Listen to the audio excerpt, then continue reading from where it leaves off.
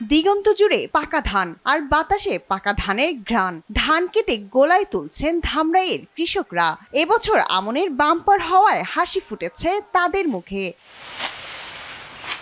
আমনের এই ভরা মৌসুমে ধামরাইয়ের মাঠে মাঠে ধান কাটার ধুম পড়েছে। তবে অধিক মূল্যেও শ্রমিক না পাওয়ায় বিপাকে পড়েছেন কৃষকরা। কামলার দাম বেশি, নিজেরাই কাজ করতেছি, কামলা নিয়ে পোষায় না। দিন মজুরি এখন সংকট, তো পাওয়া যায় তো 1000 টাকা 800 টাকা হাজিরা।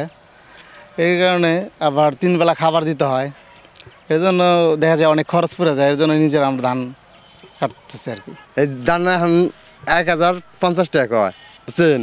1050 টাকা এই মনে করেন একটা ধান খেতে যে খরচ হয়েছে, খরচের টাকা উঠবো না। ধামরাইয়ের কৃষকরা এবছর বিআর 49, 32, 7, 17, 34 ও জিরা ধান সহ বিভিন্ন হাইব্রিড জাতের ধানের আবাদ করেছেন।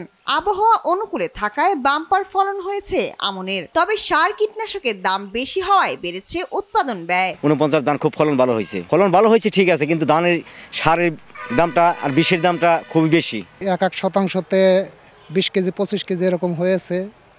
কীটনাশক ব্যবহার করেছি, পোকায় অনেক করেছে। পর্যাপ্ত পরিমাণ কীটনাশক এবং সারের সংকটের কারণে আমাদের যে আশা ছিল ফলনের, ওই আশাটা পূরণ হয় নাই।